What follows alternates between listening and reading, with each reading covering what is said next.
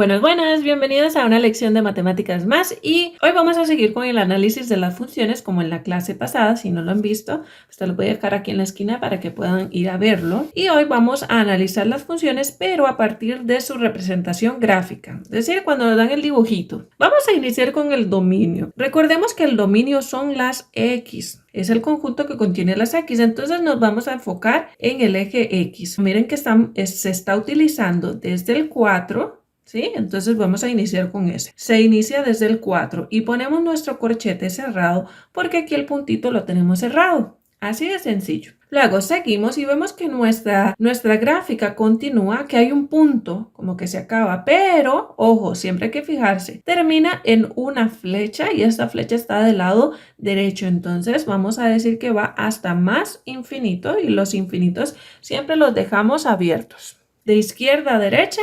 ¿Desde dónde hasta dónde van las X? ¿De dónde a dónde estamos utilizando? Ahora, vamos con el ámbito. El ámbito tiene a las Y que utilizamos, entonces nos vamos a ir ahora de abajo hacia arriba. En este caso vemos que esta flecha está aquí abajo, entonces vamos a decir que iniciamos desde menos infinito y vamos a ir, ahora vamos hasta lo que está más arriba. Lo que está más arriba es este punto, que sería en Y, porque estamos analizando en Y, sería el punto 4. Y este punto, miren que está ahí cerrado, entonces lo dejamos cerrado. Vamos con la imagen de 0. A veces, así cuando nos dan una gráfica, a veces como que se tienden a enredar un poquitito, pero hacemos lo mismo. La imagen es una Y. Eso quiere decir que me dieron X. Me ubico 0 en X. Está aquí. Y ahora me fijo, como ando buscando en Y, me fijo con quién está unido. En este caso, siempre que veamos un 0, va a estar sobre el eje. En este caso, sobre el eje Y, porque el que me hace falta es el que está en Y. Está chocando con el 2. Entonces, la imagen de 0 sería 2. Preimagen de 4. La preimagen es una X. Eso significa que el 4 es una Y. Busco en Y el 4. Ahora, una manera que podemos utilizar para buscar, para encontrar con quién está unido, es hacer una línea horizontal. ¿Ok? Y busco, aquí choca. Ok, perfecto. Ahora me voy hacia abajo y veo con quién está unido. Así de simple. Y está unido con 4. Imagen de menos 1. Entonces, la imagen es una Y, eso significa que me dieron X. Voy en X, en el eje X y busco menos 1.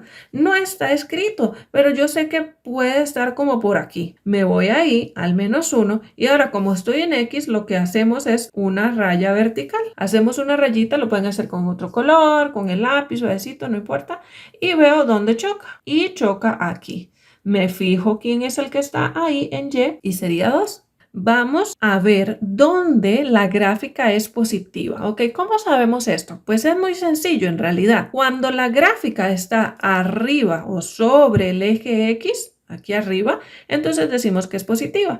Y si está debajo del eje X, es negativa. ¿Ven qué fácil? Y lo escribimos utilizando los números del eje X. ¿Dónde es positiva? ¿Desde dónde está dónde? Ok, me fijo todo esto. Ok, todo esto está arriba, hasta aquí. Eso significa que vamos desde menos 4 cerrado hasta 6. Ahí sería el intervalo donde nuestra gráfica está positiva. Ahora, vamos con la negativa. ¿Qué es lo que está debajo del eje X? Y vean que aquí lo puse cerrado, pero ya les voy a decir algo y vamos a cambiarlo, pero quiero que lo vean. Debajo del eje X tenemos que empieza en 6 y sigue la flecha, ¿cierto? Entonces eso significa que va a ser negativa desde 6, ok, entonces mire que voy a necesitar el 6, entonces lo que vamos a hacer es que lo vamos a dejar abierto porque ese 6 lo comparten. ¿Cómo lo comparten? Es un punto como de... ¿Cómo podemos decirlo? Es un punto donde termina este e inicia el otro. Entonces, como lo comparten, lo vamos a dejar abierto. Ahora, entonces sería desde 6 y como hay una flecha, sería hasta más infinito.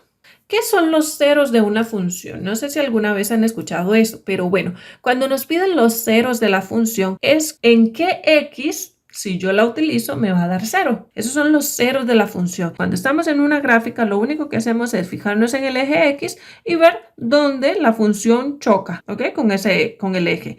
Es decir, que los ceros son en realidad las intersecciones con el eje X. Así de simple. Aquí los ceros de esta función, en realidad solo hay uno. Sería 6. Escribámoslo como un punto, ¿sí? Como el par ordenado.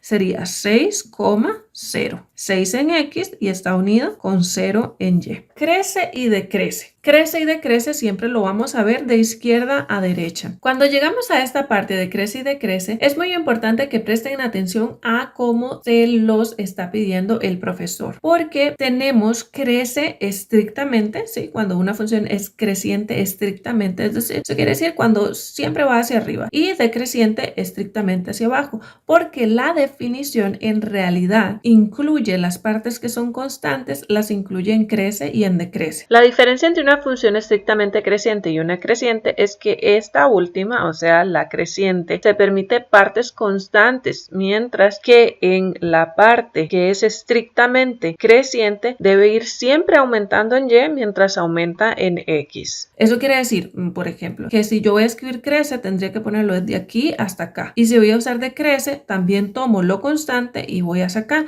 Según la definición, normalmente en clase lo que nosotros hacemos es decir, ok, estrictamente creciente, o sea, donde solo crece, donde solo decrece, y también podemos preguntar dónde es constante. Yo prefiero así, porque así separamos lo que es constante, crece y decrece y no hay como tanta confusión, pero dependiendo de cómo se los explique su profesor, pues usted sigue esos lineamientos. Vamos con crece y ya saben, vamos a utilizar estrictamente creciente, o sea, solo cuando está para arriba. Y nos fijamos de izquierda a derecha. Aquí empieza a subir, empieza en 2 e igual lo vamos a dejar abierto, que lo comparten. Entonces sería de 2 hasta 4. Miren que lo hacemos sobre el eje X con estos números, de 2 a 4, o sea, esta parte es la que crece. Vamos cuando es estrictamente decreciente, o sea, cuando va hacia abajo. Empezaríamos aquí en 4 y recuerden, está abierto porque lo que estamos compartiendo y va hasta más infinito. Ahí sigue decreciendo.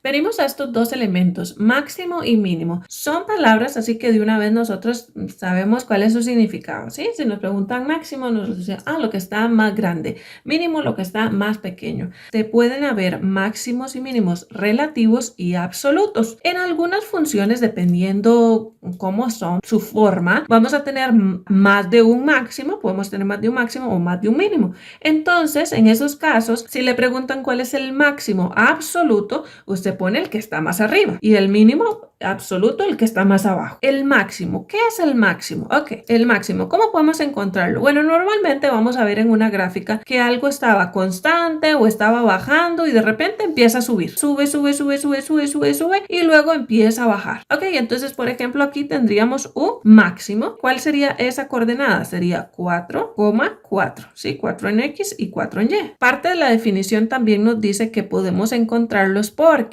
a su izquierda y a su derecha las imágenes de esos números son más pequeñas. ¿Qué quiere decir eso? Miren, por ejemplo, si yo voy aquí a 3,8, digamos que está aquí. Si yo me fijo, la imagen, o sea, con quién está unido en Y, va a ser más pequeñito que 4. Y por ejemplo, si me voy aquí a 4,5, por ejemplo, 4,5, si lo veo con quién está unido en Y, sigue siendo más pequeño. Si lo ven más pequeño que ese 4. Eso también nos puede indicar dónde hay un máximo. Esa es como la definición. Nosotros lo estamos tratando de poner en nuestras palabras para que sea más fácil para ustedes. Entonces aquí tenemos un máximo que sería 4,4. ¿Será que tenemos mínimo? Lo que está más abajo, que vemos que está más abajo, sería este punto. Pero, ojo, hay una flecha. En realidad, nosotros... ¿será que podemos determinar dónde va a estar el punto más abajo? No, porque esto va hasta el infinito. Como no podemos, como aquí hay una flecha, entonces podemos poner que no existe o que no se puede determinar. ¿Por qué? Porque hay una flecha. Si esto va a acabar aquí, entonces ahí sí podríamos poner este punto porque es lo que está más abajo. Pero como sigue una flecha, significa que esto sigue ahí por la eternidad.